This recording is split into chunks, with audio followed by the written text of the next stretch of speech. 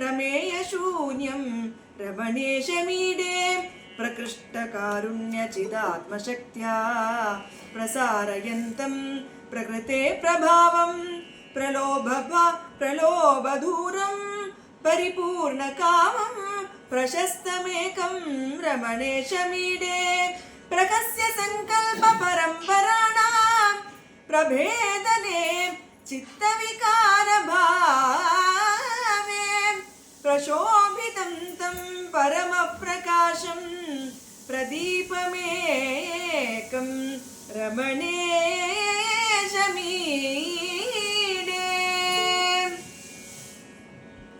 By the grace of Guru, we are here to contemplate on a great Mahatma. You see this photograph? This is Ramana Maharshi. Yeah, I saw this. In his younger days, Ramana Maharshi. So we are here to contemplate on this great Mahatma.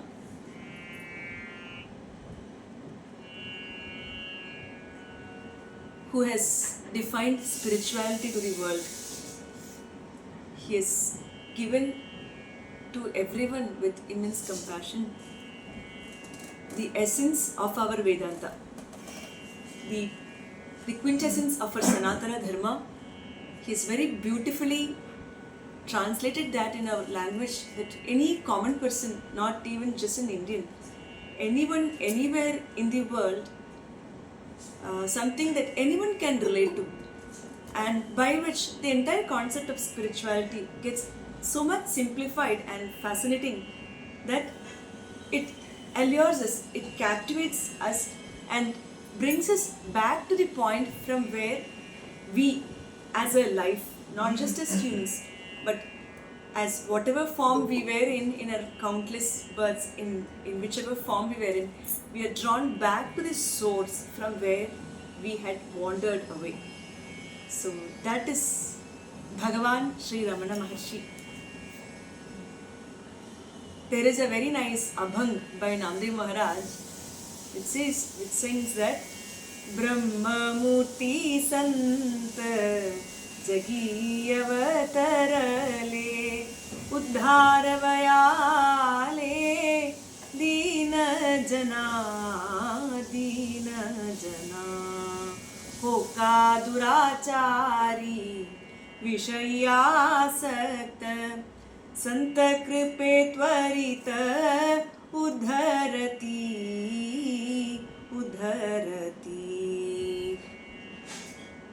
We can't see Brahman with our eyes. When we think of God with all this splendor, God is His entire universe. It's difficult to conceptualize or to visualize God in that form. We say it is Parabrahman.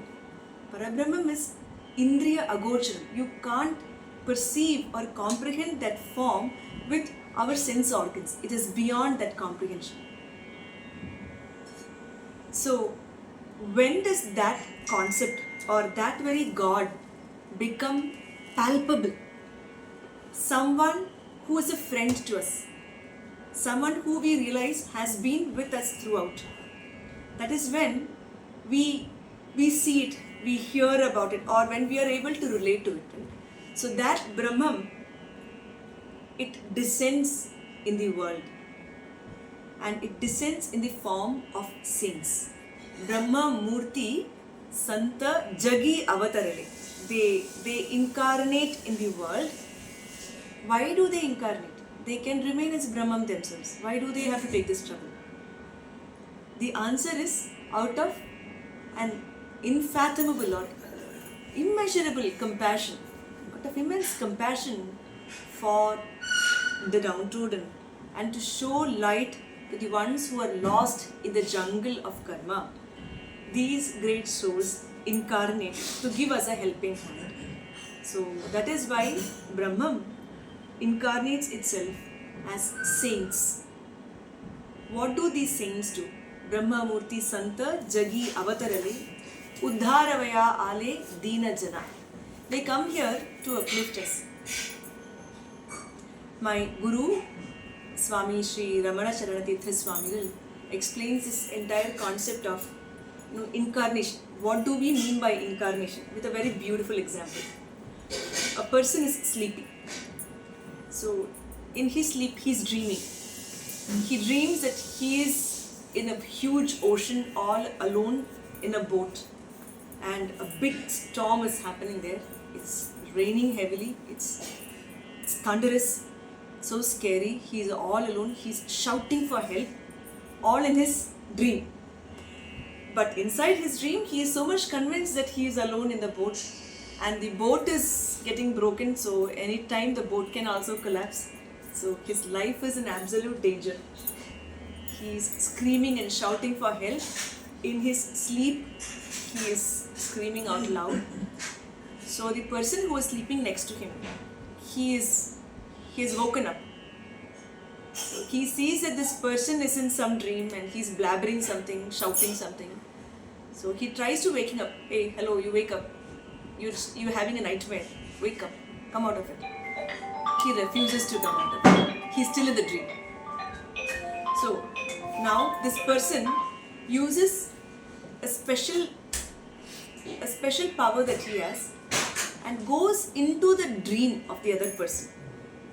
So he goes to the dream, and in the dream, since he is dreaming of a boat, he is dreaming of an ocean, he is dreaming of being by himself there, he also, this person takes another boat, he becomes a boatman, and he goes, sails across to where this person is and says, come, I'll help you, you jump onto my boat.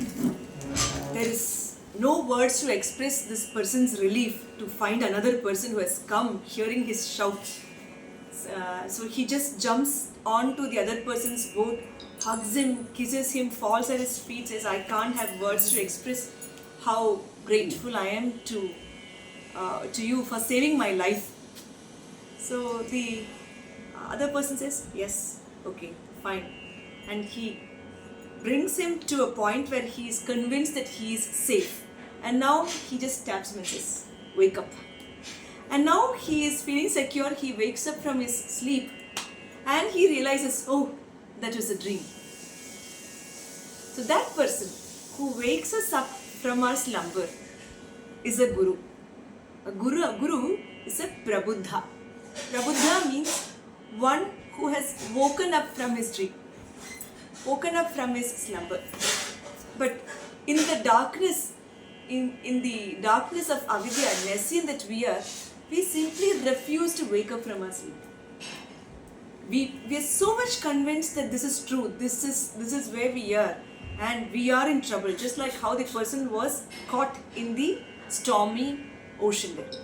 So the guru has to assume a form which is convincing for this person. That is why in Bhagavad Gita, Bhagavan says, Ye yatha mam prapatyante tam sadaiva bhajamyaham.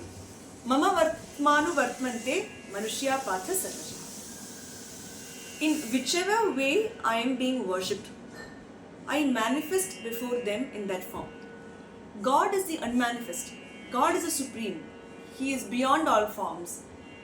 Still, he takes a form that has been worshipped, or how the bhakta wants to see the Bhagavan, because that is what is most convincing to the bhakta. Just like how the person who was sleeping next to this one took the form of a boatman, because when he goes as a boatman, there is no words to explain how relieved the other person was. So a guru is like this. A guru comes to us in a form which we can accept, which we can comprehend. The central message across all religions, across all faiths, all philosophies is one. Even though the message is one, even though the message is central, it needs, everyone needs their own set of language or words to comprehend it. For instance, when we are eating, we are taking carbohydrates. That is what gives us energy, proteins.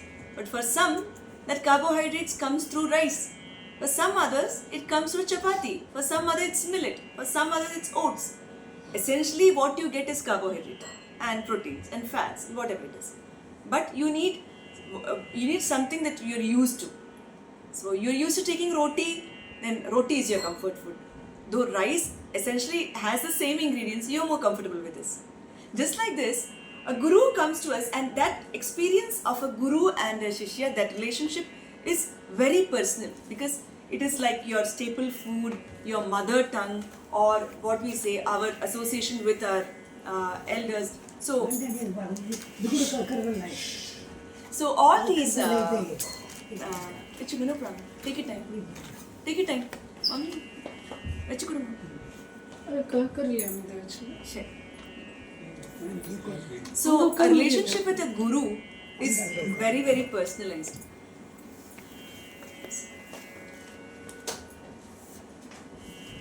In Ramayana, for example, the entire story of Ramayana can be interpreted in different ways. One interpretation is that Rama is the Paramatma and Sita is the Jivatma.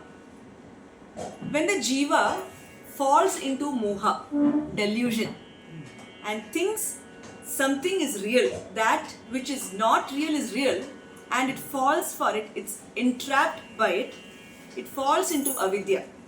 Just like how Sita Devi fell for a deer, which was a magical deer. It actually doesn't exist, but it was so captivating, it was so attractively created that she really thought that such a deer exists and she really wants to have that as a pet. And when she fell into that trap, she, as in the Jivatma, was separated from the Paramatma. And she was kept as a captive in Lanka. So Lanka is an island that is in an ocean. So for us, for a Jivatma, this Lanka is our body. And just like Lanka was ruled by Ravana, and they were three brothers, Ravana, Vibhishana and Kumbhakarna. Just like that, this body is composed of primarily three gunas. We have Sattva Guna, Rajo Guna and Tamo Guna. So Ravana symbolizes Rajoguna, the urge in us to keep doing things, to accomplish, falling to lust, keep accomplishing more and more. So these are attributed to Rajoguna. Vibhishana symbolizes Sattva Guna. He wanted to attain Rama. So similarly, the Sattva Guna takes us to God. Third is Tamoguna. Tamoguna is all about sleep and the lower realms of the chakra. So you spend your life in all idling all along and in tamas. You are like the Kumbhakarna who has been sleeping all his life. So like these three brothers, three gunas reign over our body, and this Jivatma, that is Sita, is trapped in here. The Jivatma, however, rests when it rests in the Ashoka Vana. The Ashoka Vana means their Shoka doesn't come. Shoka, it is untouched by Shoka. So in that Ashoka Vana, it keeps on thinking about the Supreme. That is when the Guru comes with the message. That is why Anjaneya Swami is seen as a Guru who comes crossing the ocean to bring Sita the message that Rama is here. He is soon coming to get you. Similarly, a Guru comes to remind us that you have been separated from the Paramatma out of your nescience, out of your ignorance, and help is just a while away. So you are moving soon towards the Paramatma. So that is the message with which a Guru comes to us. And this Guru will talk in a language that we understand, that we are able to relate to. In Ramayana, you know that Hanuman is a Navavyakarana Pandita. He is an expert in grammar. Despite being an expert in linguistics in Sanskritam, he chooses to talk to Sita Devi in the local language, Prakrita Bhasha. He thinks from the Shinshupa Vriksha, Anjaneya Swami has been seeing Sita Devi being threatened by Ravana. Ravana is also a great linguist. He speaks chaste Sanskrit. So Hanuman thinks, if I also speak to her in good Sanskrit, she would surely think that it is Ravana who has disguised himself in this form, and she would not find me convincing. So I will speak in a local dialect. So I will speak in a local language which she will be able to understand and which Ravana wouldn't speak to. Like this, the Guru speaks our language. So we have been hearing the same from many different people all our life, yes. But when it comes from our Guru, it sounds as if it is specifically for us. We have a Tukaram Maharaj Abhang which says Sahaja Bolane Hita Upadesha. That is how a guru's Upadesha is. It will be very Sahajam. Sahajam as in it will be very easy. Leave her, she's fine. So Sahajam as in she is, the Upadesha is very simple to comprehend. And it is Hitam. Hitam is what is good for you. There are things that are Priyam to us that can be Hitam to us. For instance, I might like sweets. I may be extremely fond of sweets. So that is Priyam. But is it actually Hitam if I go on eating what I think I should be eating? That could be disastrous to me. So that's not Hitam. So the Guru's advice, it may not always be flattering to your ears. It may burst your ego into pieces. So it may not be Priyam. It may not be what exactly you would wish to hear from a Guru, but definitely it will be Hitam. It will be good for you. So Ramana Bhagavan has come to us carrying this message of the Bhagavan. What is this? What is spirituality in essence? To me personally, this has been like, we call it a dummy book. When we want to learn a new software, a new language, we have all these software for dummies. We had a series of books. That is for even for any simple layman's soul, this language is comprehensible. So that is Ramana Bhagavan's teaching. So today we will talk all about Ramana Bhagavan, his central teaching, what his life has been, through a nice work of him that he has blessed us with. We can have Arunachala Patikam as our base, and with this we can talk about how he has given to us the beautiful flower of spirituality in all its fragrance and splendor. So the Patikam starts with the word Karuna. Karuna means compassion. So as we were telling, the only reason why these saints should be incarnating, should be giving us the supreme message is out of their compassion, nothing else. So Ramana Bhagavan says, Karunayal ennai ஆண்டு நீ எனக்குன் காட்சி தந்தருளிலை என்றார் இருளலி உலகில் ஏங்கியே பதைத்து உடல் விடில் என்கதி என்னாம் அருணனை காணாதலருமோ கமலம் அருணனு கருணனாமன்னி அருணனீ சுரந்தங்கருகியாய் பெருகும் அருணமாமலை எனும் அன்பே.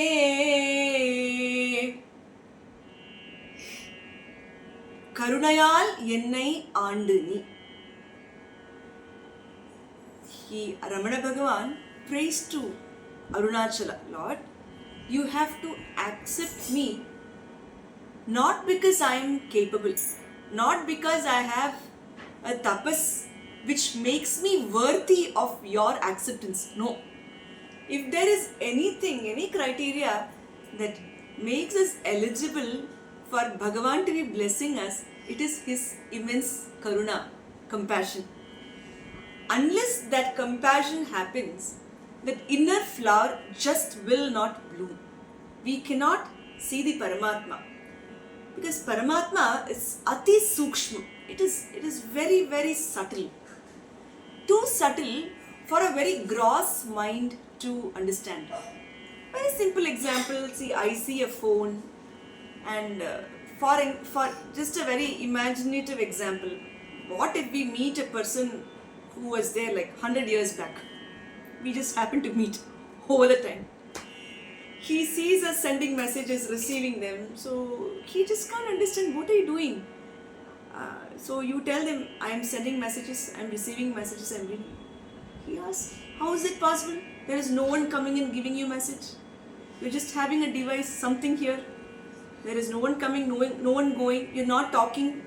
You can't hear anything. Then how do you say you received message? How do you say you sent message? You say it's technology. I can send and receive. It wouldn't make any sense to that person. Because some things are subtle, some things are gross. Like that, spirituality is extremely subtle. So the more you move from the gross zone to the subtle zone, you become more sensitive to it. And how do you become sensitive? Why do you become sensitive? It is only because of this karuna, this grace. That is why all we have to be praying for is for that grace. Once that karuna factor comes up, it is like a password. It just opens up all the doors towards our inner recesses of the heart. So Bhagavan prays, Karunayal ennai aandu. Unless you come out of compassion and you own me up, you take me up as your own, and you give me your darshan. It is not enough to say that, yes, God is there, God is somewhere there, that power is there. No. I have to be convinced. I have to see you to experience that glory. So, என்னை ஆண்டு உன் காட்சி தந்து, I have to see you. அருளில்லை என்றால், if you don't give me that grace, how do you expect my inner flower to bloom? So how do we see God? Swami explains this with a story. There is a fish family in the ocean. They have been in the ocean and they have a small fish. The small fish is very inquisitive. So they also probably go to satsangs. They have their own gurus. They give talks. The fish also keeps listening to, and they say there is God. God is saving us. So the little fish keeps on asking, Amma, what is this God? I cannot see God. Why do they keep talking about God? Something that we can't see or hear.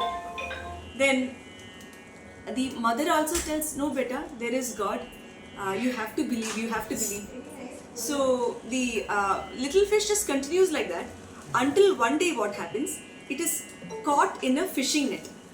So a big ship comes and they cast a net, and a lot of fish get caught inside this net, and the net is being lifted out from the water.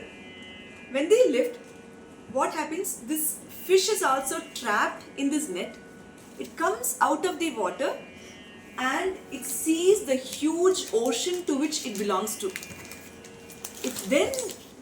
It then comes to know that, see, I have been living in this ocean all my while, and it suddenly starts experiencing breathlessness. So it comes to realize that, oh my God, I need to be in there to be breathing it, but I can't see that. The very reason for my existence was that water. Now I am out of it, I am not able to live, I am struggling. So that is probably God. And by the time that net is being lifted, since this is a very small fish, it just easily escapes out through the net and it falls down and it heaves a sign of relief. It goes back and says, yes, Amma, I have experienced. Like this, since we are in God, we are made of God, we are seeing God. God is inside us seeing things. We don't even realize that. Like this fish to be just outside, we can't even be outside of God. So even that example in that aspect is irrelevant. But that is the closest one that we can give. Once we realize, once we see that Karunya, that's when we see everything as He Himself. That is why in Viveka Chudamani, Acharya Bhagavad Pada says, Ati Sukshmatamam Paramatma Tattva. This is very Sukshma. It is very subtle. Bhagavad Pada Shankaracharya. Adi Shankaracharya. Na stula drishtya pratipattu marhati. Samadhina atyanta susukshma vrittibhi jnatavyam aryaihi ati shuddha buddhibhi. When our buddhi becomes clear, when it becomes eligible to receive the transcendental or the higher knowledge, when we are ready to accept it, the truth dawns on us. And when the truth dawns, it is like the sun rising. In a dark room, you have to use a torch to search for things. So, is my book here? So you use a torch. Has the sun risen? Do you use a torch? No. You don't need a torch to see the sun. The sun himself is the light. Just like that, once that tattvam blossoms in us, we don't need any other reason or an upadhi or an excuse or any instrument to really see it. Just like how we don't need a torch to see the sun. For that, the sun should choose to be there where we are. Only when we open our room can we let the sun rise and have the light come to us. Similarly, it is out of Bhagavan's compassion that we are able to experience Bhagavan. So, Karunayal ennai aandani enakku un kaalchi. Give me your darshan. Thandu arulai என்றால். If not for this, இருளலி உலகில் ஏங்கியும் பதைத்தும் இவ்வுடல் விடில் என்கதி என்ன. In this world, thinking that this world is real and taking all these sorrows for real, if I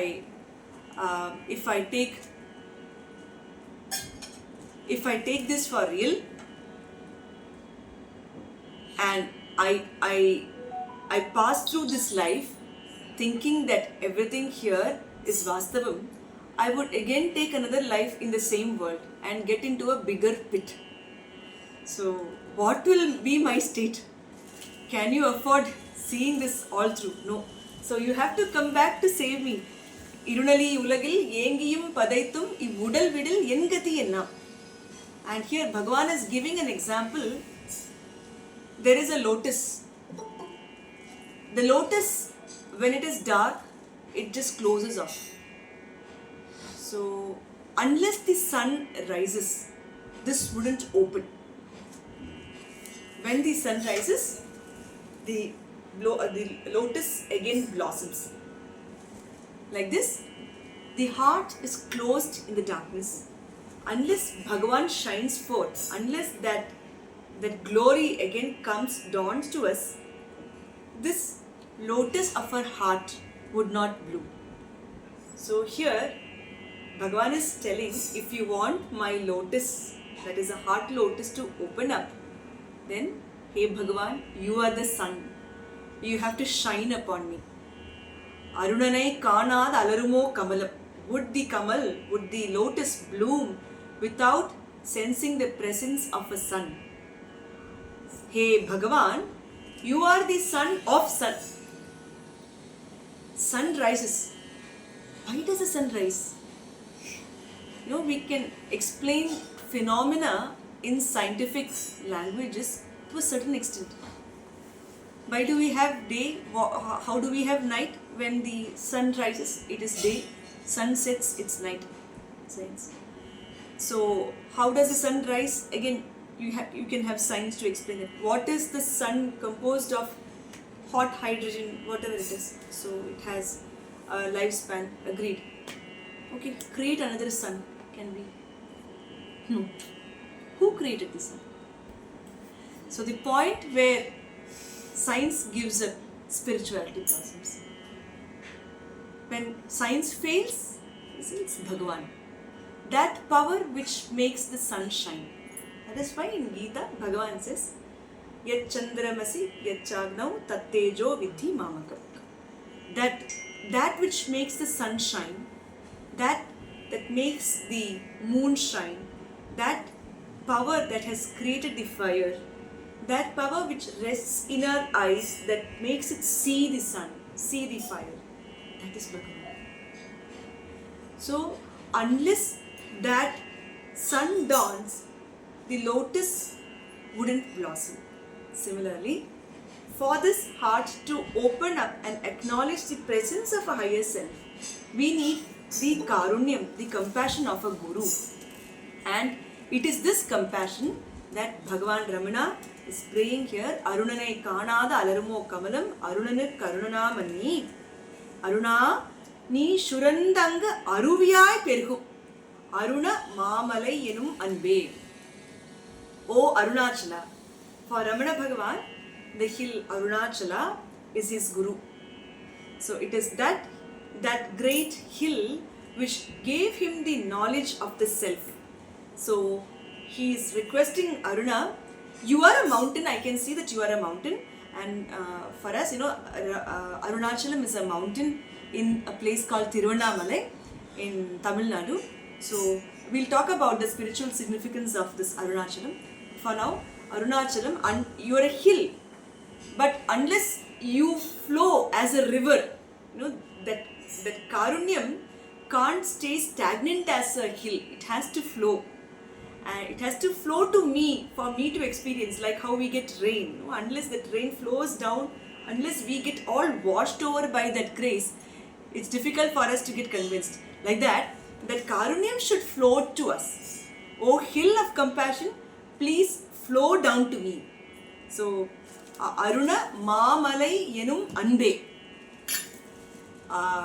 O hill of compassion, please flow down. Aruna Ni Shurand Anga Aruviyai Odugu. Please flow down as a river. So, Arunachalam is in Tamil Nadu, but this is a very, very, very, very Puranic place. In fact, this is believed to be the heart of the universe, Arunachalam. There is a Puranic story to this. Lord Parameshwara once manifested himself as a beam of fire. And Lord Brahma and Lord Vishnu, they wanted to find from where this fire is starting and where it is ending. So this is, all our Puranas, all our stories are all to show us some point, The point is here, sometimes this is the human brain. As soon as we get something, we want to find what are its constituents, what is it made of. So we want to analyze things like that. But in spirituality, it doesn't work that way. So here, Brahma goes up, trying to find from where it started. And Lord Vishnu, taking the form of a Varaha, he goes down, trying to find the foot of this Agni Stamba, the pillar of fire. Brahma goes up, he gets so tired.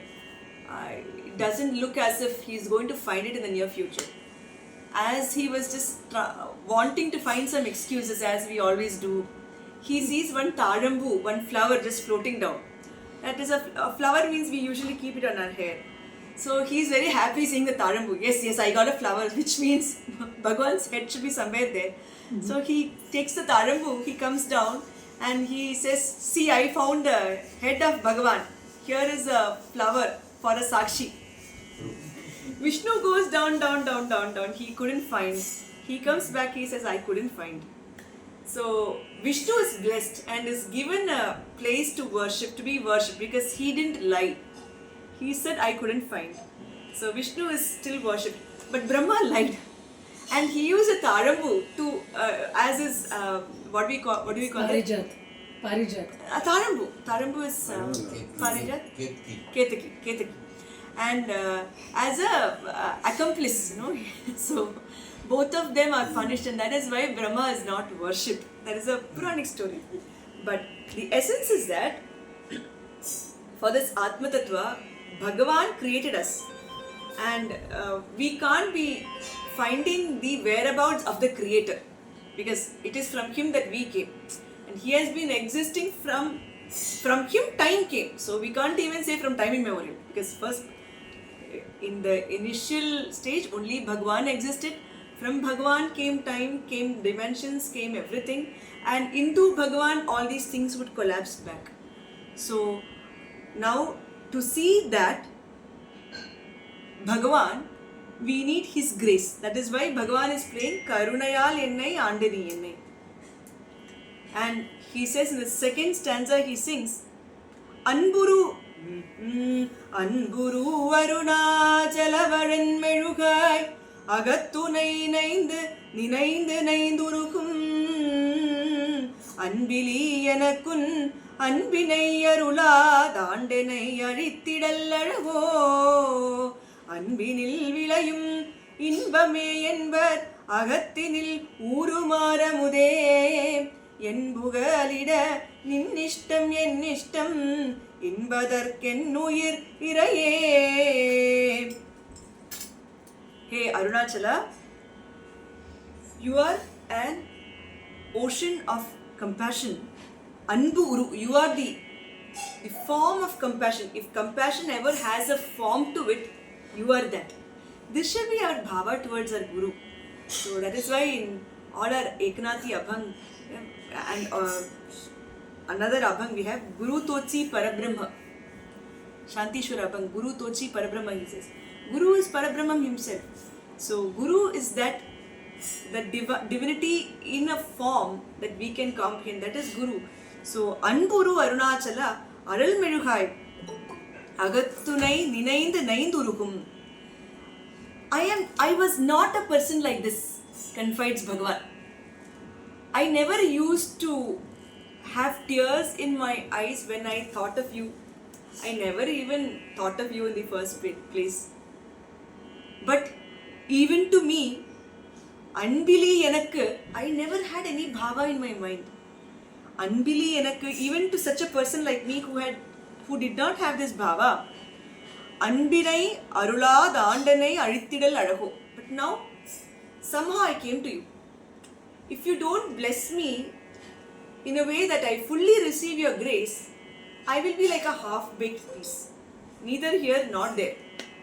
Tell me, does this give glory to you as a God? Bhagavan is asking. If you need glory, then making a highly competent student pass an exam is not a big credit to a teacher. Why? The student is capable by himself. He would study, he would get a rank. A glory to a teacher is when Daddu, number one idiot, the teacher trains him somehow, and if he emerges with number one gold medal, yes, that is indeed an accomplishment. And now Bhagavan is telling, I am like that person. I am not competent. I never had any bhava in my mind. Ramana Bhagavan is telling. If we look at his childhood days, we don't even find. He was born into a Brahmin family, and even though he was in a religious house, we don't even know if he did his Sandhya Vandanam or these things meticulously. He might have, he might not have. But there is no evidence. Probably we can find a few autobiographical elements here when he says that Anbili Enakku. He was a regular school boy. Just like anyone else, used to go to school, come back. His father was a pleader in High Court and as a lawyer, but he passed away soon. Even in that small age, he was a mischievous kid like anyone else. So his father had all these case files kept in his home. One day when his father wasn't at home, this small boy Venkataraman, what he did, he took those case files, he made boat out of it, and he took great joy in sending them on a rainy day. He just had fun playing within the puddle. So his father comes back from court and sees all the case files gone as boats. Father got really angry, of course. He said, you should remove all your clothes and you should send you out as a sannyasi. You shouldn't be kept at home because what you did is such a wrong thing. How can you play around with my office papers? It's an unpardonable mistake. But as one of the namas for Bhagavan goes, Samsararnava Tarakaye Namaha. So Ramana Bhagavan is one who sails us across this ocean of samsara. That nama of Bhagavan somehow materialized by making boats out of these case files. After all, what are these case files? Silly arguments on me, mine, what is you and yours. He just casually made boats out of all of them and sent them. This is all. Symbolic of what he had to become later. Yes, symbolic of what he would do later on. Like a sannyasi. Do later. So, As his father. that Bhagavan, his father passed away at a very early age, and he was with his uncle's place in Madurai for most of his childhood. And he used to spend his evenings in Madurai temple. He would play like normal children. Probably the only difference that one could feel was that he was a deep sleeper. So he slept heavily. So if any of the children had any fight with this Venkatraman, what they would do, they can't beat him when he was awake because he was a stout boy. So you can't fight him. So when this boy fell asleep, they would just carry him and make him walk or do anything. He wouldn't realize anything. He was such a deep sleeper.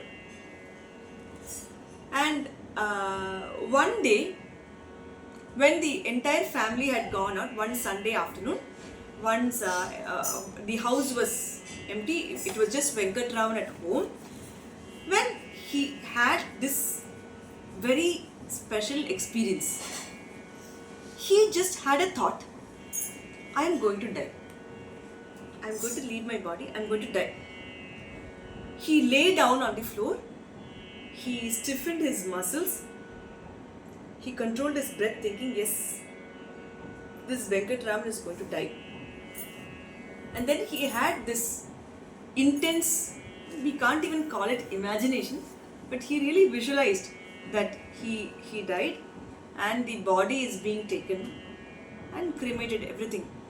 And then he started thinking, see, when I die, the body is taken and it is cremated. But the difference is, we say when I die, and then after death we refer to this thing as the body. So he thought, okay, then that I am not this body. See, once until that person is alive, we refer to that person with name or with our relationship. Once they are no more, when can we cremate the body? Why do we say so? Bharya So, Bidviti Tasminta. so the body is not me. Then what is me? Who am I? Where am I? So this vichara, it came so deeply in him, and it came in like an arrow. It struck him so deeply that he was stuck with this contemplation throughout.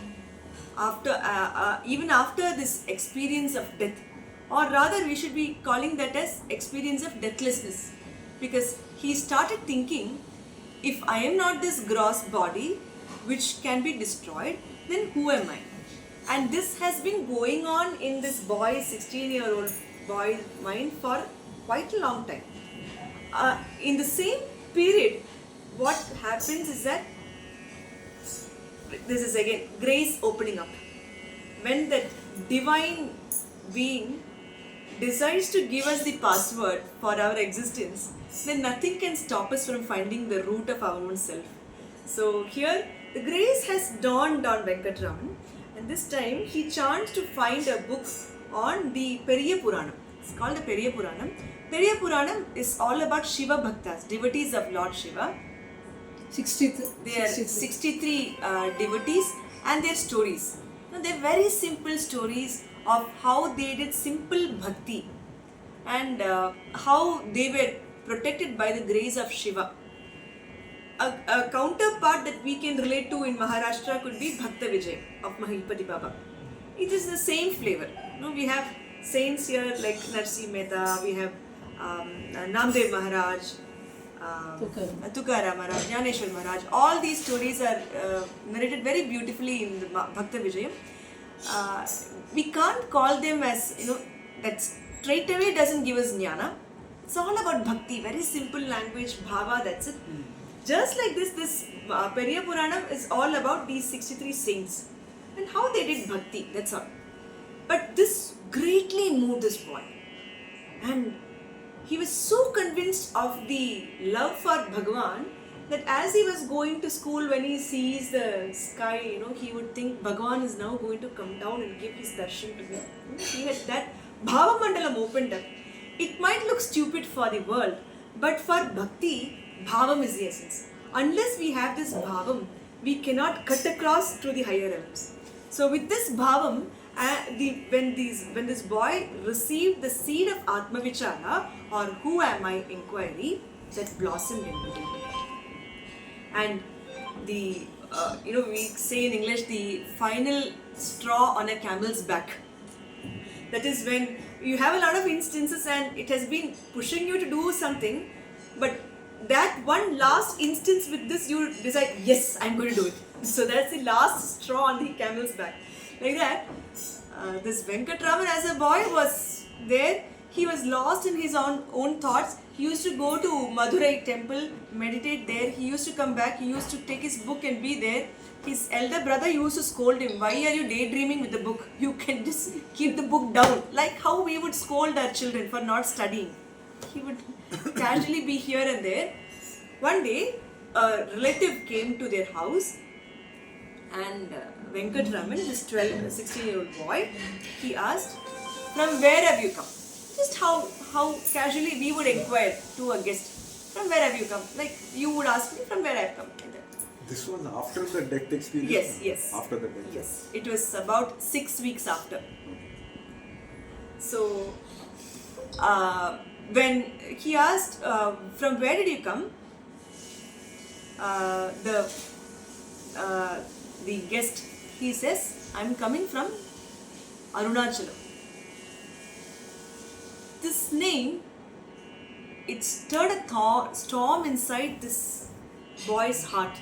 He had never heard of this name explicitly before, Arunachalam.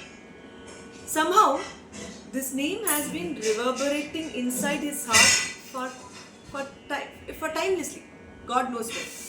But finally, when this name was uttered from an external source, it met its current within. And now Bhagavan asks, as in Ramana Bhagavan asks, Arunachalam, where is that? Until now he thought like we say Brahmam, we say Ishwaram, like that. Arunachalam is some place which is beyond. It didn't even occur to him that it is a geographic location. So the relative says, Arunachalam, don't you know, Tiruvannamalai? That is when this boy realizes that this Arunachalam is in Tiruvannamalai in Tamil Nadu. And from then, he goes on to this meditative mode. And one day when his brother finally scolds him, instead of just being lost like this with a book, you can just keep it down and relax. He keeps down the book. He goes back and he writes a letter to his brother saying, I am on a divine mission. It's by my father upon the command of my father, I am doing this. This is a very spiritual mission. No inquiry needs to be done on this. He doesn't even sign because that person who was signing has been gone. That ego has been completely vanquished. He writes and he goes and he comes to Tiruvannamalai. And in this song, he's saying now he has come to Tiruvannamalai, leaving aside everything, his family. He's as good as an orphan because he doesn't have money, he doesn't have his parent, Amma or his uncle to look after him. But he has come to Arunachala, seeing the Arunachala as his sole refuge. And now he is telling, you have to completely give me your grace so that I will completely surrender. When will this I surrender? When we surrender, as in, until that point, say, I can do something of my own. I can do this, I can do that. When we have that I surfacing out, that Sharanagati, that surrender can never happen. Sharanagati happens when you lost hope in yourself. Completely, yes. There is no way out. If at all I should come out, it's only because of your grace. When we have that attitude, that is when the whole Sharanagati happens. And here Bhagavan is asking Arunachala to bestow that grace so that this complete ego in him is completely vanquished. That's completely extinguished. So, Anburu Arunachala Adal Merukai Agatunai Ninaindu Naindulukum, like a wax melting in the memory of Bhagavan. I have never done any spiritual practice before. I have never thought of God. But today, some power, I am here now I have come halfway through. Now you have to take me. So, Samarpan. huh? Samarpan. Samarpan, yes, Samarpan. It is that Samarpan Bhava. So, Anbili enakku un anbinai arulad aandenai azhithidil alago. You have accepted me.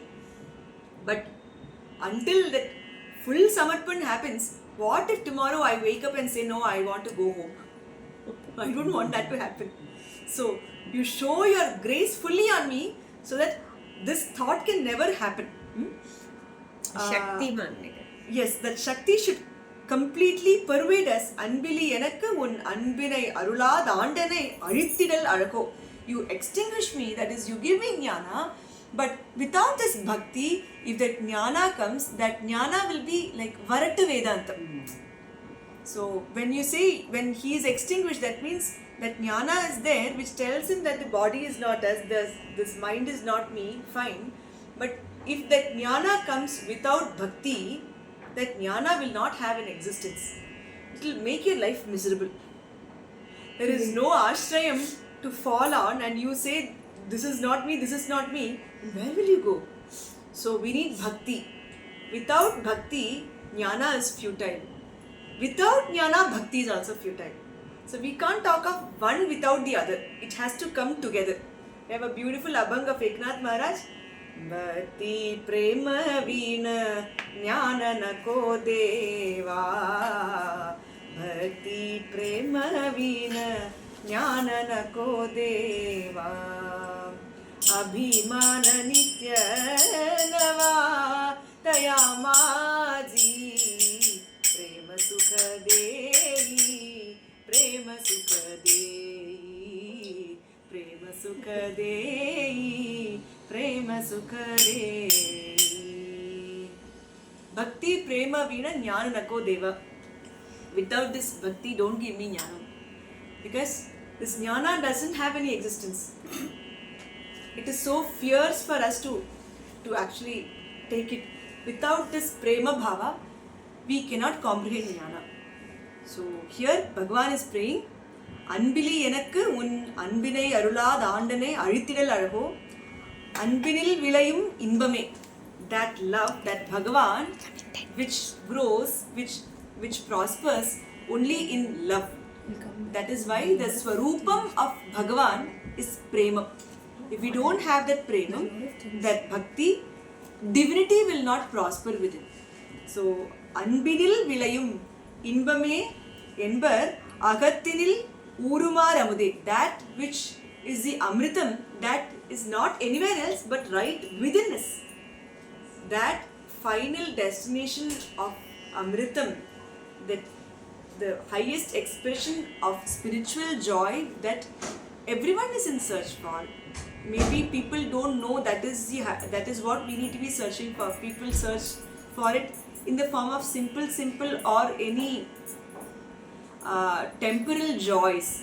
That amritam is there right inside our heart. Agathinil urum amudam yen pugalida nin ishtam yen ishtam. So that is the complete samarpan when he says, now it is whatever is your wish is my wish. I am no longer do I have any wish of my own. If you feel like giving me the complete knowledge of your highest existence, the Atma Vidya knowledge, if you feel like giving me, you give me. I am not even asking for it. If I am ripe enough to get it, you bless me with that. If not, that is your wish. But unnishtam ennishtam enbadar kennuyir iraye. Oh, love of my life. If you decide to give me that knowledge, if you think I am ready to take it, yes, I shall take it. Otherwise, no. So it's all now in your hand. So with that bhakti, with that bhavam, only with that bhavam can Bhagavan be invoked in us. There is a nice song which says, प्रेम के वश प्रभु आते हैं, प्रेम के वश प्रभु आते हैं, बिना मोल बिक जाते हैं, बिना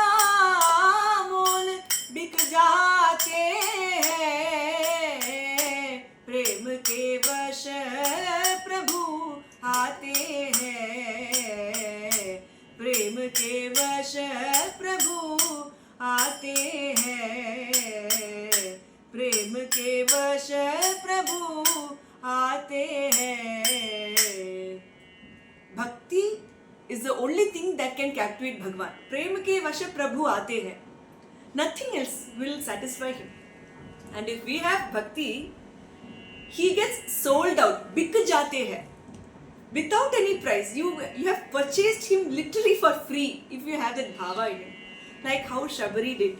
Like how Vidura did. Like how Prahlada did. So all these bhaktas, they had no other eligibility in them other than bhakti. So if that bhakti we have, that is why, see, we think of Ramana Bhagavan and we think he is a jnani, so it's all in that direction. We don't often, people who don't haven't seen Ramana Bhagavan and his works, they can't see the bhakti side of him. But we must realize what opened this jnana door in Ramana Bhagavan was bhakti. It was that Periya Purana. It's nothing but how those 63 saints did bhakti to Lord Shiva. With their bhavam, that's it. With that bhavam, and that opened that heart, and that gave way to jnana. That is the way to jnana. We can't conquer jnanam as it is. Unthinkable. Bhakti is a mother of Jnana. Yes, bhakti is a mother. Without bhakti, jnanam has no existence. In Bhagavatam, we have a beautiful shloka which says, unless we have love for Bhagavan's feet, we should have that love for Bhagavan's feet. Once that love is there, that acts as a detergent. That love will clean our heart. You know, there is a lot of dirt. That dirt which has been preventing us from seeing the light, this bhakti for that Bhagavad Charanam alone will clear that dirt. And once that dirt is cleared, it's like cleaning the glass. Once the glass is clean, you see the light of the sun. If this glass had one layer of dust, we wouldn't see the sun as clearly as how we would see without the glass. What if it had 2 layers of dust, 3 layers of dust? What if it had not been cleaned for 10 years? Inside us, we are having this glass and it hasn't been cleaned for janmas together. That is why we are into this birth and death. So much of dust is here accumulated in the heart, in this glass door, and because of that, we are not able to see the light of Bhagavan. How do we clean it? With just bhava bhakti. Don't even bother of cleaning it. Just do bhakti, and that will give you bhava. That bhava will act as a cleaning agent, and that will cleanse you. With that cleansed vision, you finally see jnana. Yarhyabjanabha charanaishanayoru bhaktya cheto malani vidhame gunakarma jana yasmin vishuddha upalabhyata atma tattvam sakshat yadha amaladrisho savidrit prakasha. That atma tattva will dawn inside us like how the sun blazes. So that is the easiest way, that is the only way to see the light. Have bhakti, do bhakti, and that bhakti will give you this jnanam. And Bhagavan here is praying for that bhava. Again, for that bhava we have to pray. Ramana Bhagavan tells, how are these people who are doing Katha Kalakshema? He probably knew people like us in this. Harikatha. How are people able to talk about Bhagavan without even having a drop of tear in their eyes? How can they do that? Probably they should be having heart like stones. How can people talk about God without melting? He's asking. Because it is with that melting, the heart should melt. Only when the heart melts will it give way to that supreme knowledge within, nothing else. So unless Bhagavan gives us that Ashirvad, that heart will not melt. And here Bhagavan is telling, see, I have come to you. I have come to Arunachala. Arunachala has a sthala mahima, a glory for that place. Some places have a greatness. For instance, you go to airport, just a local example, you go to an airport, there's so much of security, and so that is, you are convinced that people inside the airport, they won't be having bomb material because they have been tested for that. So just like that, each place, there are some places where the network gets jammed. Some places are like that. So when you get into a place, by virtue of that place, you will have certain characteristics. Like that, in spiritual language, some places have a higher spiritual power than the rest. Arunachalam is one such place.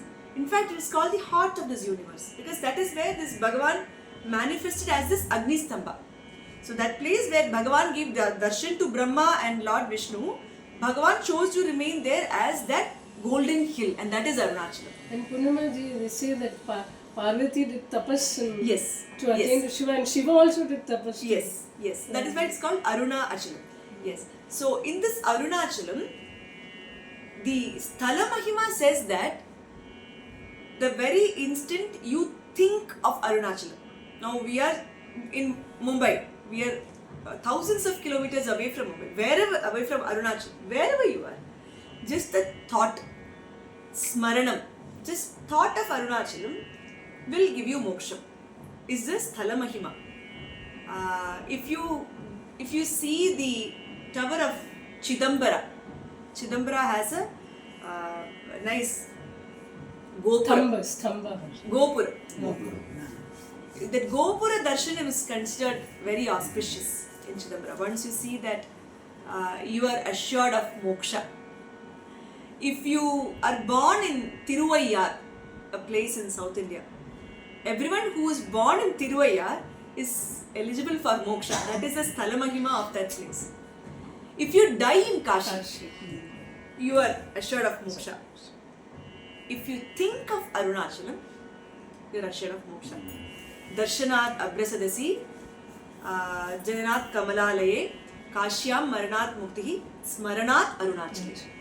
So you think of Arunachala, you are given moksha. Fine. But here Bhagavan says, I know, I'm seeing you, I'm thinking of you all the time. So I'll be given moksha, but I don't want that. Without me realizing your complete compassion, without that proper bhava, I don't want to attain that jnana. What use is it jnana, it says? Even in Bhagavata, we have demons professing jnana. Hiranyakashipu does penance. Hiranyakashipu does a huge penance. Even Ravana also. Ravana, yes, Ravana also does penance. When Hiranyaksha dies, Hiranyakashipu consoles his mother Diti with Atma Tattva. He says, Mother, why do you cry when Hiranyaksha has died? Who is dying? Who is living? There is nothing to die. There is nothing to live. Only missing link is that he didn't see that as Bhagavan. That's all. He was an atheist. He didn't accept God. He says, but to the point he came, why do you cry when someone dies? What? Who is dying? Who is living? What is there? But the last missing link, that clue he didn't solve because he had a Shapa. He was Jaya Vijaya here. So Bhagavan had to take incarnation to do that. Probably that is why he didn't go to that final step to realizing Bhagavan. Until that point, he had everything clear, crystal clear. He gives all beautiful philosophies. He says, Patichutam tishtati dishtarakshitam, grihesitam tadvihatam vinashyati, jivatyanathopi tatikshito vane, grihepi guptosi hatona jivati. As in, if something is destined to happen, no, it will happen. Patichutam tishtati dishtarakshitam. You lose a purse and it falls down on the roads. Anyone could have easily taken it. It is safe there. You go back looking for it, you find the purse. It was Bhagavan's will that no one took it. If that purse is destined to come back to you, it will come back. Sometimes we keep our documents inside our home, inside our lockers. We have to retrieve it. We search here, we search there, we can't find it. It has been kept safely inside our own homes. Destiny is such that we can't find it. You can't find it. Sometimes a life, it might be born inside a jungle. It might still find its way out. Mowgli. Mowgli is a human, right? Who was brought up in the jungle. It could have been easily eaten by the wild animals. He lived, right? But sometimes a baby might be born in the safest of NICUs, ventilators. It might die. Bhagavan's will. How can you explain it scientifically? No explanation. Hiranyakashipu gives all these explanations and he convinces his mother that everything happens. Sa rakshita rakshati yohi garbhe. The one who has been protecting us inside the garbhapatra, inside our womb, protects us all through our life. only answer he left unanswered. So to that extent, that is jnanam. He had jnanam, that wisdom to identify what is temporal and what is not. He had that, but that bhakti was missing. So once that, if that bhakti isn't there, this jnanam is of no use. That is why Bhagavan says, I have come to you, Arunachala. Now I am assured of jnanam, because that Arunachala hill by itself is known to entice jnanis. It will pull to itself all these jnanis. So that is swallow is I have come to you. But if not for this bhavam, I don't want you to have that defamed condition where someone tells, yes, he attained, he was that ego was completely extinguished, but he was not a bhakta. No, I don't want you to get that dushpe, that wrong name. So for that he says, இறையுனை நினையும் எண்ணமே நன்னா என்னை உனதருள் கயிற்றாலித்து இறையுயிரின்றி கொன்றிட நின்றாய் என் குறை எட்டினன் ஏழை இறை நீ குறையின் குற்றுயிராக்கி என்னை அவ்வதை திடல் எதற்கிங்கன் இறைவனாம் அருணாச்சலவெனம் முடித்தே ஏகனா வாழி நீடூழி. Now that despondency has arisen, I want Bhagavan, I want to know that craving, the despondency has come, and now is a song of jnana. He says, Irayunai ninayum enname nanna. Irai means Bhagavan, O Supreme. I didn't have any intention of coming to you. I didn't have any sankalpa that I would be like this. He was a normal boy of 16-year-old, playing, laughing, studying like any other person. But somehow Bhagavan pulled him with that rope of grace. Unada arul kait, the rope of grace is what pulled. So we have countless Jiva Rashis here. Everyone is born, everyone dies. We all go about with our mundane life, seeking all our ambitions. But very few are actually drawn towards the Supreme, or very few are instilled a higher taste for spirituality, and that happens only when Bhagavan throws a rope around us of grace. Unada arul kaitral irthu. If that arul kair is not there, how much we explain to anyone, no one is going to understand this. So once that rope is cast, once that spell is cast, then it needs no one to explain. Ramana Bhagavan needed no one to explain Arunachalam or this higher sense, nothing. He just heard this name. That is why in Aksharamana Mala he says, Per ninai thirave pidithu iluthu un perumai yaar arivar Arunachalam. So he needed no other external factor except for this Periya Puranam he was having and he had that bhakti and bhavam. That alone made him yes.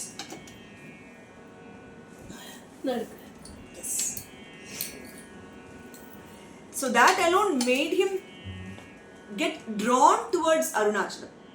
Now once I am here, don't give me this half-baked knowledge. குற்றுயிராக்கி என்னை வதைத்திடல் எதற்கிங்க. That is, you are going to extinguish my ego. That is as good as taking off this personality of me. Don't do that in bits and pieces. I can't stand that. If you are going to destroy me completely. This is the tattvam of Dakshayaga. In Bhagavata, we have the story of Sati Devi. Sati Devi is married to Ishvara, Parameshwara, and she is up there in Kailasa. But you know, her vasanas are still there because she is Daksha's daughter. So this is all great symbolism. She sees a lot of people going to attend the yaga that her father is organizing. Her father is what do you say? Father doesn't like Shiva. Animical towards Shiva. So he decides not to invite Shiva for this Daksha Yaga. She sees everyone going and, oh my goodness, in my home a huge festival is happening and I am not invited. It's okay, it's my home, I can go, she thinks. And she goes and asks Parameshwara, can I go see, my father is doing a yaga, you should also be joining us. Parameshwara doesn't say yes or no. And he really doesn't want her also to go because he has an intuition of what is going to happen. But that is fate. So he sends her in all Maryada, he sends her to her home. When Sati Devi goes home, she finds that Shiva is not given a sthana and she is not welcome there because she is Parameshwara's wife. She can't stand this insult and she immolates herself in Agni. This is the story. And we have the story that is the Bhutaganas, they come to know about this and they unleash havoc in the place, and then Daksha's head is cut off and then that's subsequently replaced with the goat's head. We say that's how Chamakam came, all those things.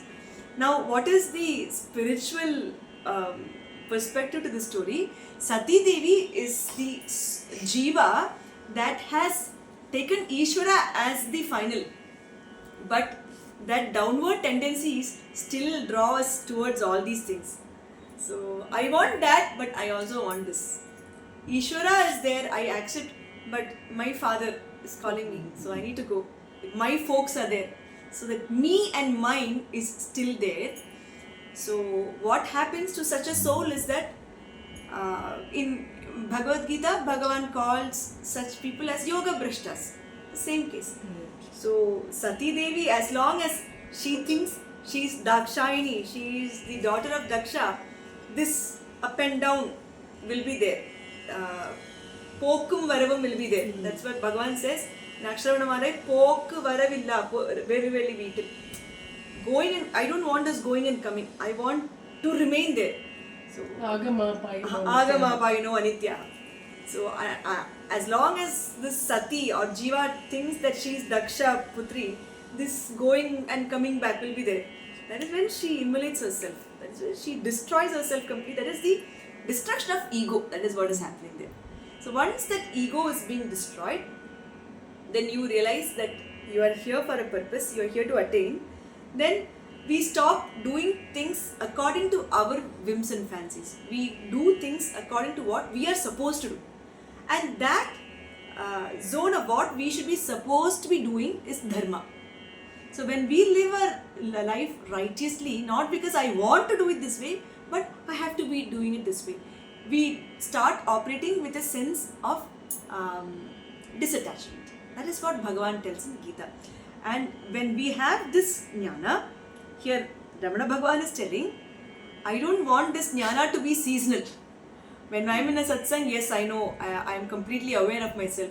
Once I am in the kitchen or once I am working, once I am having a fight with my colleague, I completely forget all these things and I am like into a tug of war. No, that can't happen. You have to be in this state throughout. So give me that jnana once and for all. In Tirupati, that is one beautiful example that is given. You go for Tirupati, you get motta, you get mundan. Shame. So this guy, the barber, he wants to make profit, right? So if he makes one person sit there and does mundan fully, and then the next person.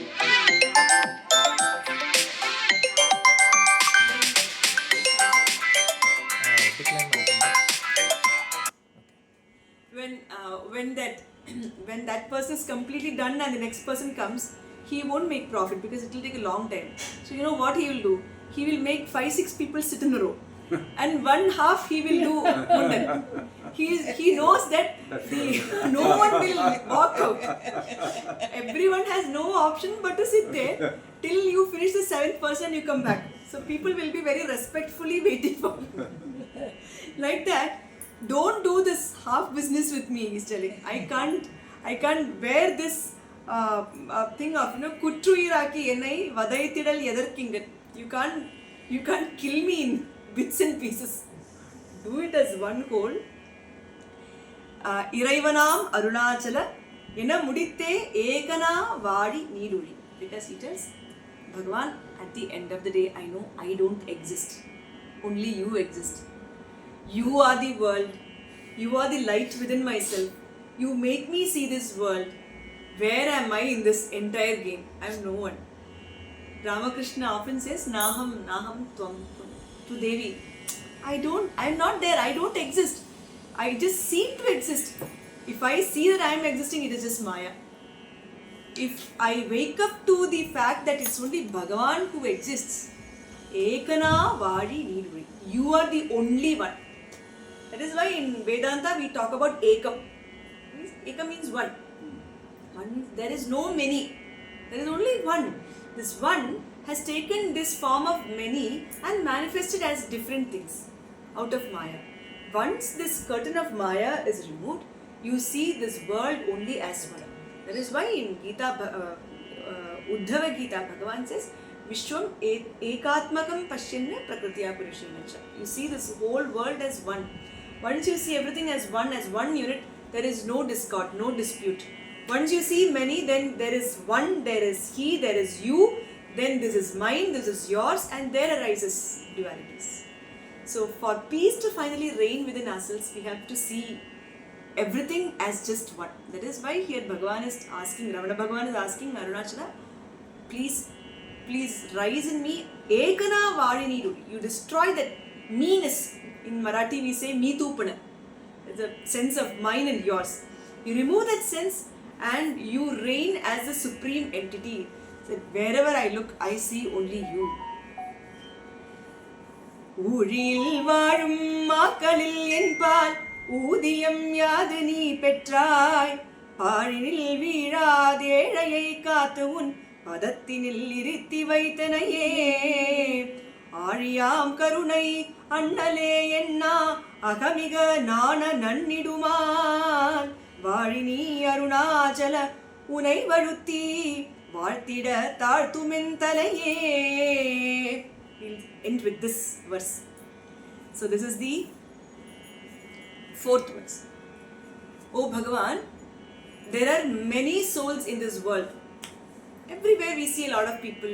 Why just people? We see cats, dogs, animals, plants. Bhagavan Srishtis. Out of all these, why did you choose me? Uril varum makkalil என்பால் ஊதியம் யாது நீ பெற்றாய். And upon choosing me, upon devouring my ego, what profit did you exactly make, may I ask? Of what use am I to you? Absolutely nothing. I only have a lot of garbage within myself. I have nothing but poison to offer you. And despite getting that, what prompted you to accept me is the question here. You prevented me from falling into this temporal world. பாழினில் வீழாது ஏழையை காத்து உன் பதத்தினில் இருத்தி வைத்தனையே. I am a ஏழை. ஏழை means downtrodden. Downtrodden can be seen in many angles. Downtrodden here is I don't have any spiritual sampat, sadhana sampat, which makes me eligible to be receiving your compassion. I am a downtrodden in that aspect. Even then, you came to seize me. You came to accept me. What profit did you particularly gain out of that? I don't know.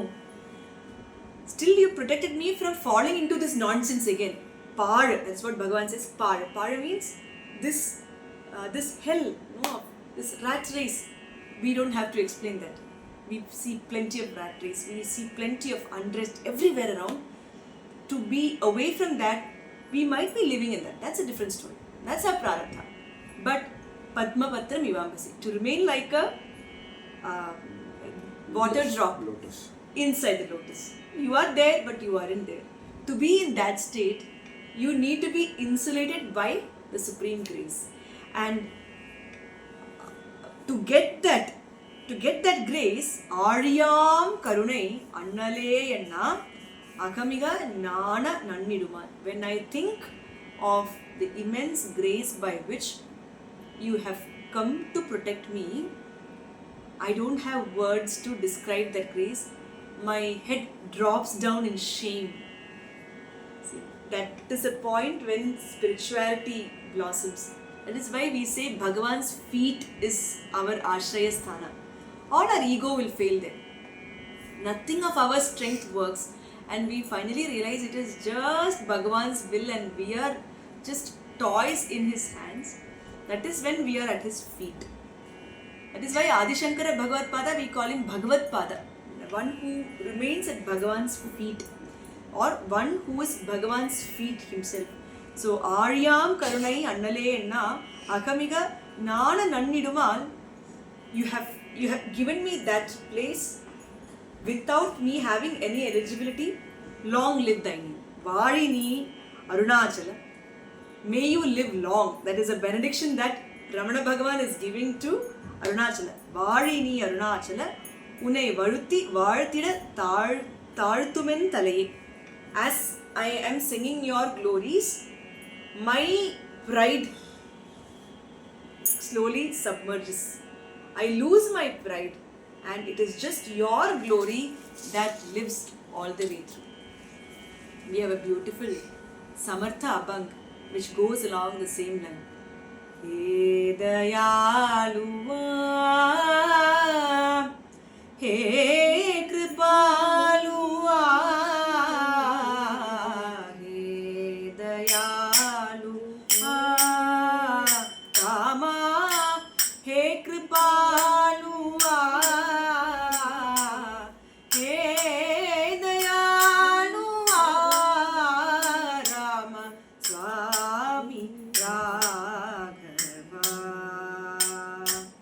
Prathama Kamala, Rama, Lavili Save, Maga Upekshita, Rama, Yogyata Nave. He Dayalu, Rama, He Kripalu, He Dayalu, Rama, Swami Raghava.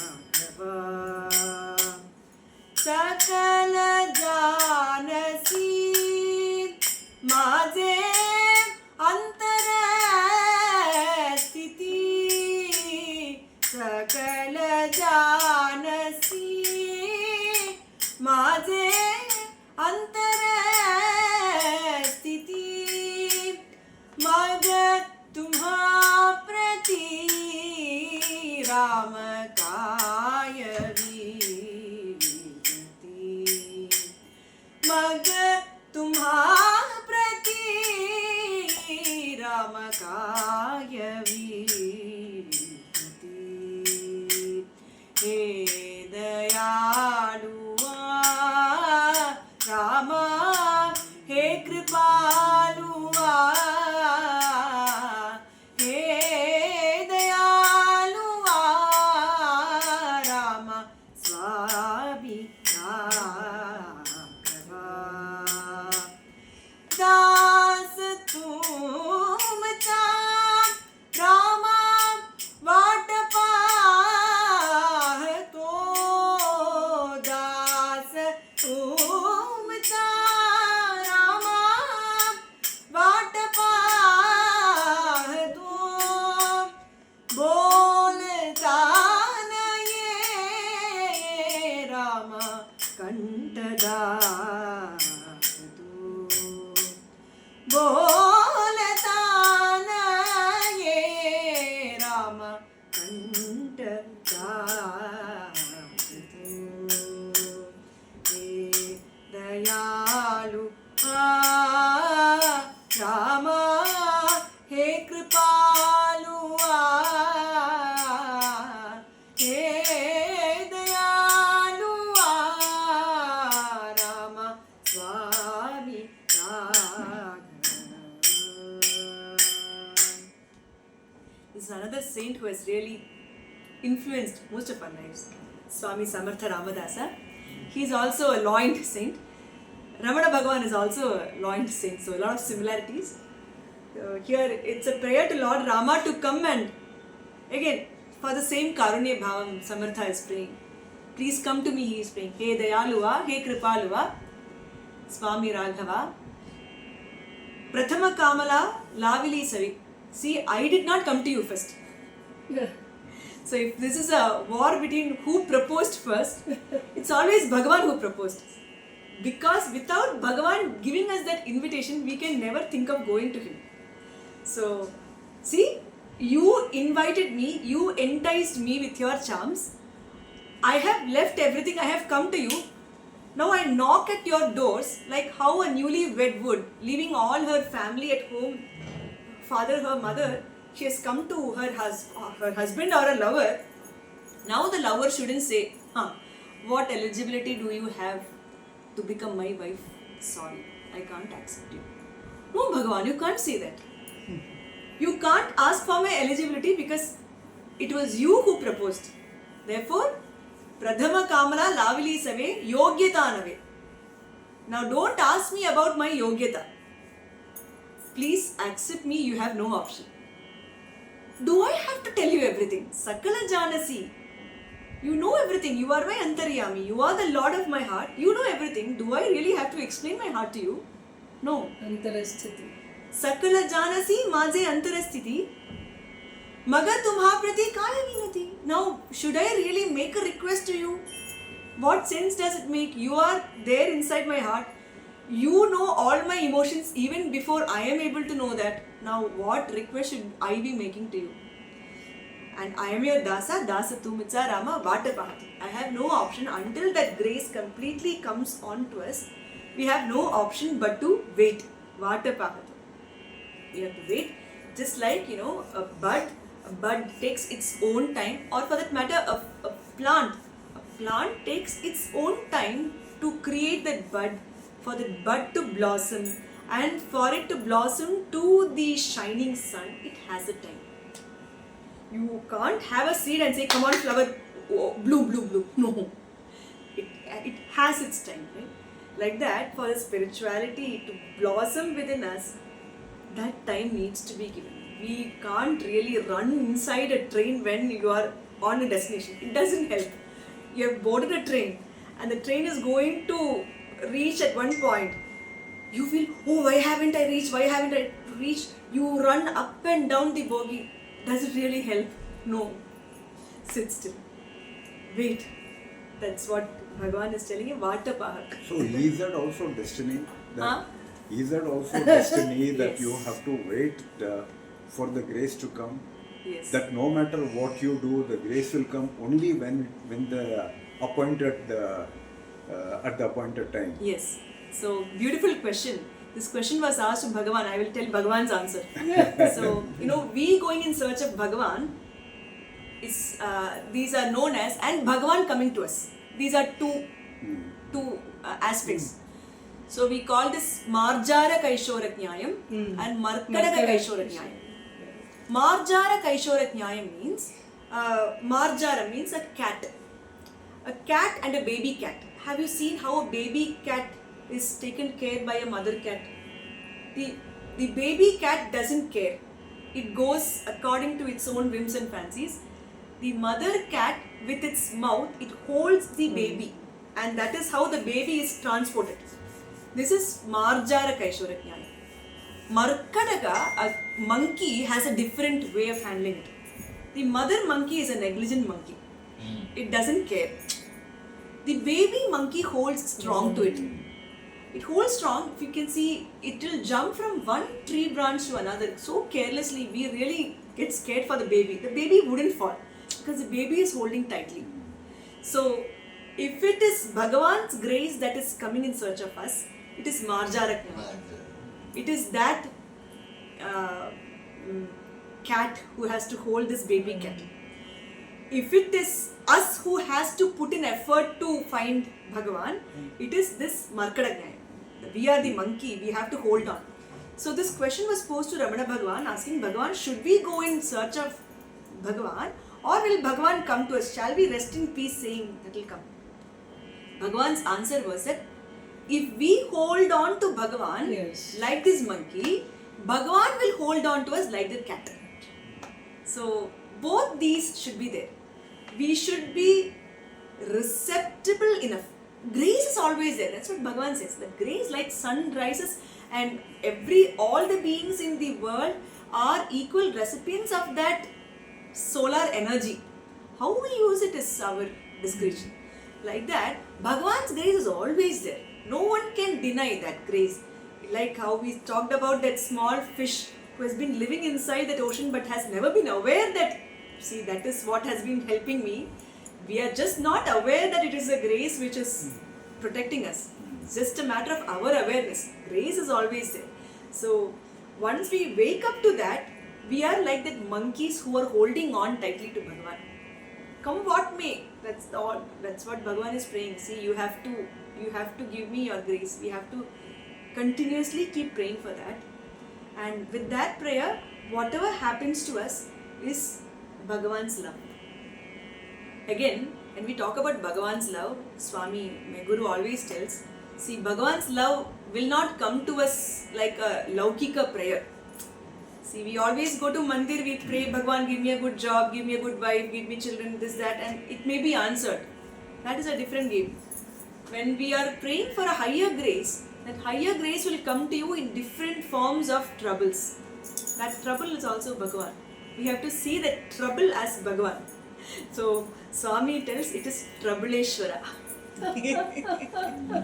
Suddenly, some very devastating incidents happen in your life, and you are at you hit the rock bottom. That is when sometimes your spiritual heart blossoms. It takes that much trouble to kindle that vairagya in us. Even great saints like Tukaram Maharaj, he has written how many abhangs? 5,000 plus. It happened after he has seen tragedy after tragedy. The Maharashtra was under the plight of a famine, and his first wife died. She was in a coma state for a long time. They had children, and he said nothing but death all around. So like how we talked about Ramana Bhagavan experiencing deathlessness through death. No, all these Mahatmas have seen death in some form or the other. Here Tukaram Maharaj saw people dying, and there is famine, there is struggle everywhere around. That is when that Nitya, that Vichara came in his heart. Okay, what is temporal? What is permanent? What should I be going after? Because they are a money laundering family. They gave money for as a loan, and that people used to return with profit. So that is how this family, that was their way of life. So during that famine, people used to take money from him, never to be returned. How will they return? And one fine day, he used to make note of how much money each person has taken. And one day he decided, no, nothing is going to happen.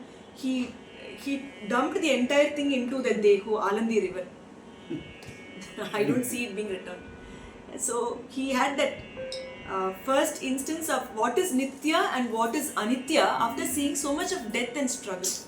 So that is also grace. Sometimes we need to be deep fried to become that seed. A seed, it is capable of becoming a plant. Like that, this Atma, this Jiva, after this life, if it is not made, if it is not fried in fire, it will sprout out as another life after this, and as another life. So this drama will go on.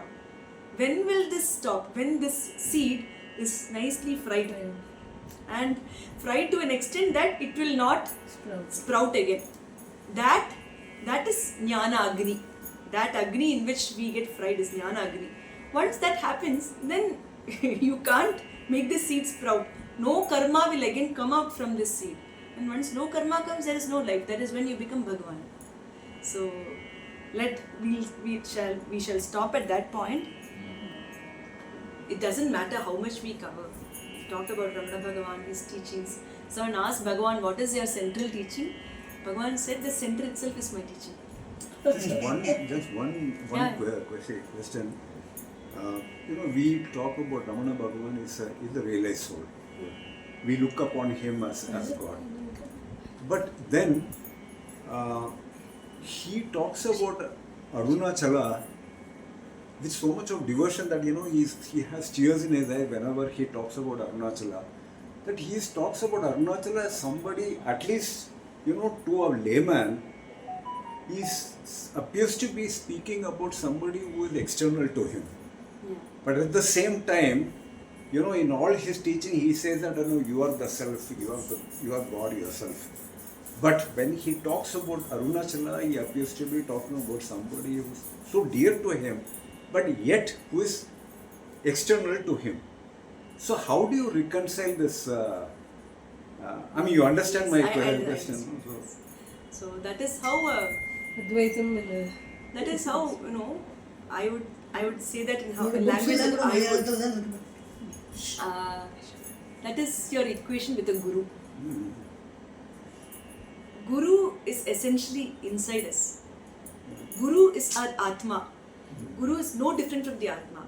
So in Bhagavatam we have Tatran Bhagavatan Dharman Shikshet Guru Atma Devataha Amayayanu Vrityayai Tushet Atmatma Do Harihi. When we hold on to this Bhagavata Dharma and do seva to Guru without any kapatya, They are coming straight to my house. then that Bhagavan gets happy and he reveals himself to us. So once we do seva to Guru as the Atma, as a Deva, that means Guru is Atma, Atma is a Deva. But that form to be established in our heart, there has to be an external form which ascertains that. So that is why Bhagavan saw first for Bhagavan. See, my Guru says Ramana Bhagavan would have done a lot of Purva Janma tapas, because in that Janma until 16 years he was just a normal boy. Suddenly this sprouted in him, so that means he has some Purva Janma sampat in him. That jnana was there in him. So that was there inside, but that blossomed first with the Nama, that is the Mahima of Nama, Arunachala Nama, and then Arunachala Rupa. So when he saw Arunachalam, he said in Arunachala Ashtakam we have Arivaru Giriyena Amarndidum Amma Adishayam Idan Shayal Arivaridarkum. Oh, look at that hill. To everyone, it is just a stationary hill, like any other. Okay, what is so special? It looks like that. It looks like an insentient hill. Arivaru Giriyena Amardidum. Amma is telling. Amma means out of Ashcharya. Oh, what a wonder. Arivaridarkum Idan Shayal. No one can even imagine the miracle that it can do to you. It just looks as if it does nothing. It has nothing to do with you. It's just a lifeless hill. But you just go and submit yourself to its vicinity. No one can tell what miracle it did to you. Arivari Darkum. Adisayam Idan Shayal.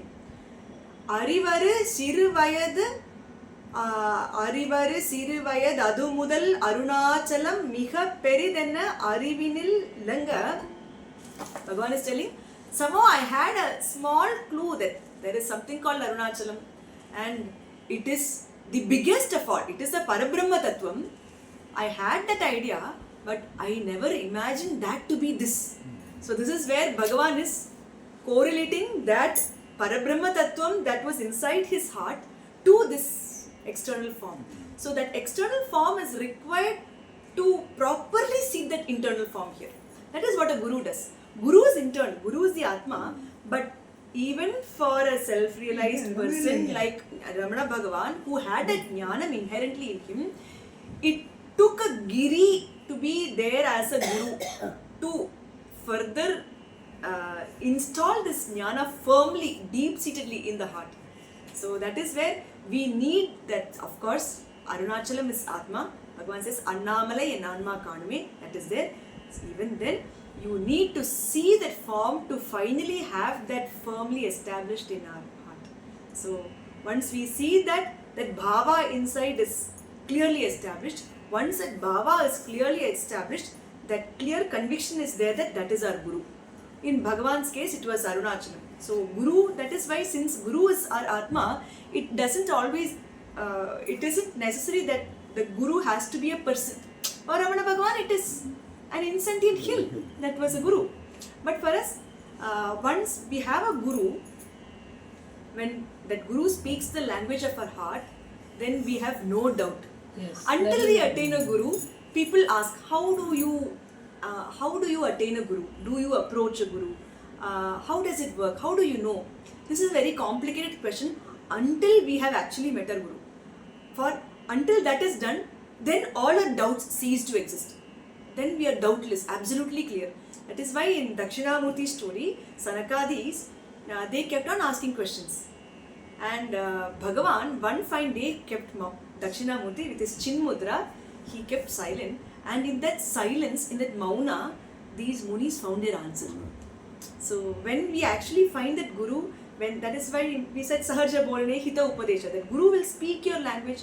For Ramana Bhagavan, no language needed to be spoken. So Mauna Guru, Parameshwara is Mauna Guru. Arunachalam is Mauna Guru. Bhagavan is himself singing. It is that very Dakshinamurti who has descended upon earth and who is still here as this Giri, who is giving Upadesha as Mauna to dispel the darkness of all the souls. Further, for souls like me, I needed a Guru like my Guru to voice us out, and when that knowledge is given, it becomes super clear. Then there is Like no it is iota of becoming doubt. clear for us now. So once that equation is once that equation is arrived upon, then what we have is Nitya Nirantara Shanti, it is peace, and the very nature of that peace is Ananda. That happiness is from when it comes from within, it really we get really soaked in that Ananda.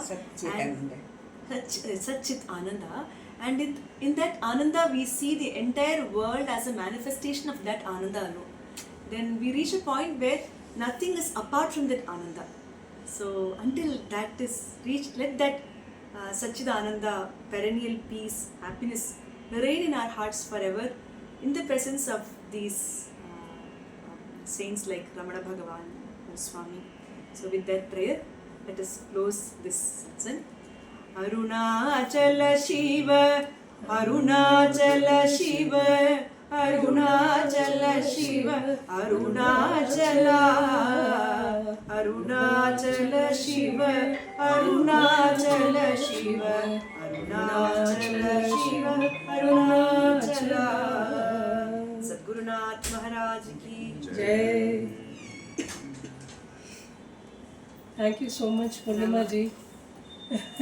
It was a very enlightening experience. Rama. I have a lot of questions, No but I words can't to say. But since we have limited time, so I don't want I have to. no words to express. That heart you told me is of the earth. Betty. To explain They're that punching. heart. Why is it called the heart of the It's the this? central point of the universe. Is it? Yes. Yes. You have to visit. Do please. I have visited 3 times. Yes. I've stayed there. Yeah. I've been to Do the temple, Girivalam. Shiva temple where he did the meditation. It is under. ಅದು ನಿರ್ತಿಯುವುದಿಲ್ಲ ಒಂದು stop Ah. See, unless when it is done with the My guru's daughter is teacher.